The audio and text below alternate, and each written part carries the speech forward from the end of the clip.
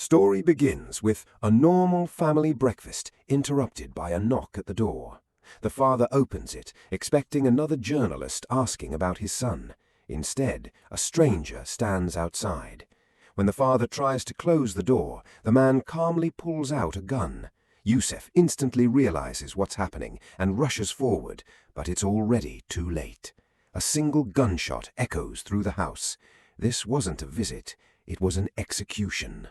Months earlier, Yusef and 6 classmates were accused of assaulting a 14-year-old girl. Despite overwhelming evidence, all 7 boys were acquitted. No punishment, no justice. Yusef's father insists his son is young and simply made a mistake, but the stranger refuses to accept that excuse. He reveals that Yusef's sister witnessed the assault, yet later defended the attackers online and blamed the victim instead. To him, that wasn't ignorance, it was proof of how they had been raised. Then he gives Yusef one terrifying order: call the other 6 boys. Yusef refuses. Another gunshot changes his mind. With shaking hands, he calls each of them, telling them to come over immediately. None of them realize they're walking straight into a death trap. The 6 boys arrive one after another, completely unaware of what's waiting inside. One by one, they meet the same fate as Yusef.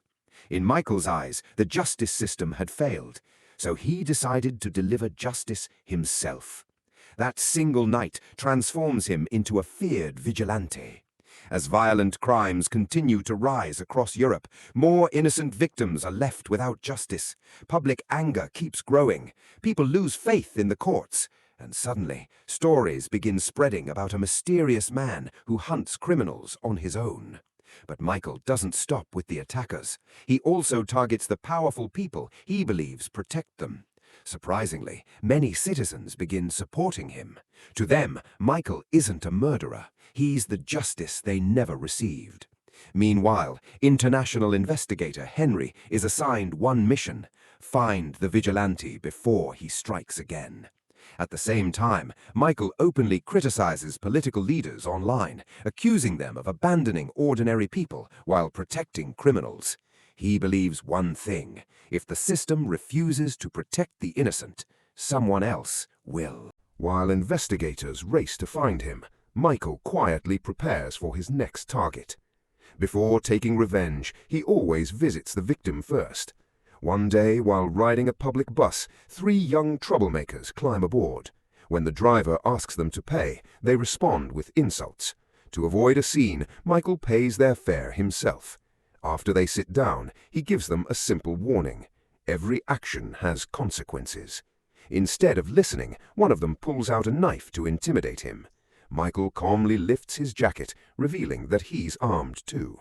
The boys immediately back off and get off at the next stop, pretending nothing happened. Soon after, Michael arrives at a hospital to meet a woman named Elsa.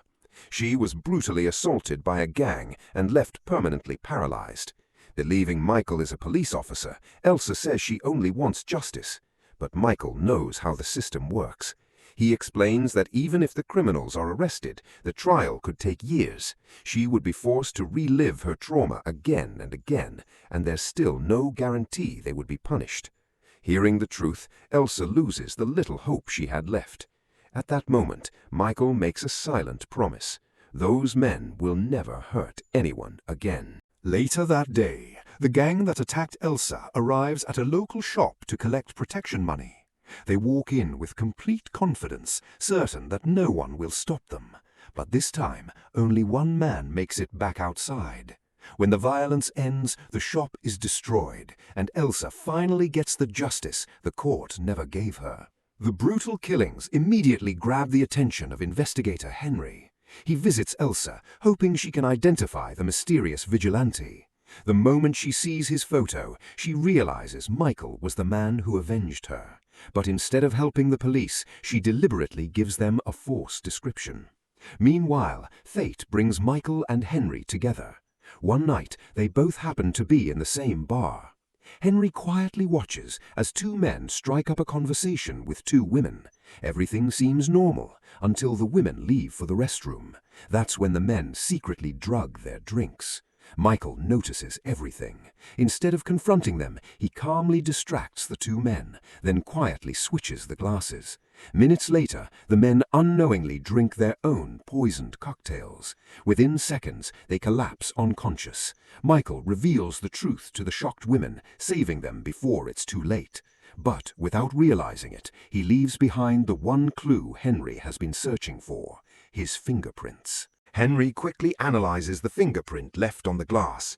The results reveal the vigilante's true identity. His name is Michael, a former soldier, the son of a wealthy businessman. After losing both his father and his mother, Michael inherited a massive fortune and now lives off millions in rental income. He doesn't need money. He believes he's fighting for justice. But Henry discovers something even more surprising. The bar where Michael was seen actually belongs to him. The moment Michael realizes a glass has gone missing, he knows the police are getting close. With his identity now at risk, he decides to move faster. The next morning, Michael leaves his mansion to visit another victim. On the way, he spots the same three troublemakers from the bus. This time, they're bullying a young boy, stealing his phone and demanding money. Michael quietly watches, adding 3 more names to his growing list. His next stop is the teenage girl whose assault started everything. He asks her one simple question: do you believe justice was ever served? Her silence says it all. For Michael, that answer is enough. He makes another ruthless decision, and this time, not only the criminals, but their entire family pays the price. But Michael believes the criminals aren't the only ones to blame. In his eyes, the people who protect them are just as guilty. His next target, the judge who acquitted the 7 boys. Disguised as a police officer, Michael gains access by claiming he has crucial evidence. The judge has no idea he's walking into a trap. Michael drives him to a remote location, then asks one question: who do you think is responsible for that 14-year-old girl's life being destroyed? The judge tries to justify his decision. He says the boys deserved a second chance. They were simply struggling to fit into society. Michael isn't convinced. He believes the law should protect innocent people, not excuse dangerous criminals. If they committed the crime, you helped them escape the consequences. To Michael, that makes the judge just as responsible. Moments later, he stages the entire scene to look like a suicide, leaving the authorities with yet another mystery. As pressure mounts, Henry finally tracks Michael to a luxurious estate. Surrounded by heavily armed officers, the police prepare for the biggest raid of the investigation. But Michael has been expecting them all along. Henry arrives at Michael's estate with a fully armed tactical team. Every entrance is surrounded, every escape route is covered. This time, they're determined to end the manhunt. Inside the mansion, Michael remains completely calm. He puts on protective goggles, noise-canceling headphones, and loads 2 assault rifles. He's been waiting for this moment.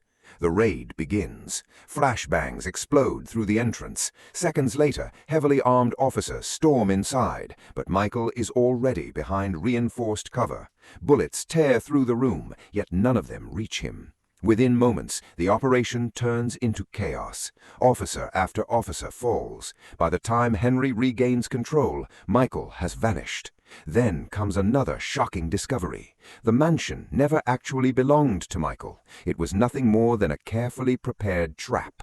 Still refusing to give up, Henry orders his team to breach one final reinforced door. They finally force it open, only to find an empty room. A split second later, a hidden explosive detonates. The massive blast tears through the building, seriously injuring Henry and destroying what little hope remained of capturing Michael. Several days later, Henry is recovering in a hospital when he receives an unexpected phone call. The caller claims to be from the prosecutor's office, but the voice on the other end belongs to Michael. He has one final message. Michael believes the government has failed its own people. He says when justice disappears, people eventually take matters into their own hands. Henry doesn't completely disagree. He's seen innocent lives destroyed by violent crime, but as a law enforcement officer, he also knows Michael's crusade has claimed innocent lives, including police officers who were simply doing their jobs. Michael offers no defense. He simply asks Henry to deliver his message, then hangs up. Around the same time, the young assault victim watches the news. The truth about the family that protected her attackers is finally made public. For the first time, she breaks down in tears. To Michael, this is the justice the system never delivered. Not long afterward, he uploads a video online, calling on people to stand up against what he believes is a broken system. But one question still remains.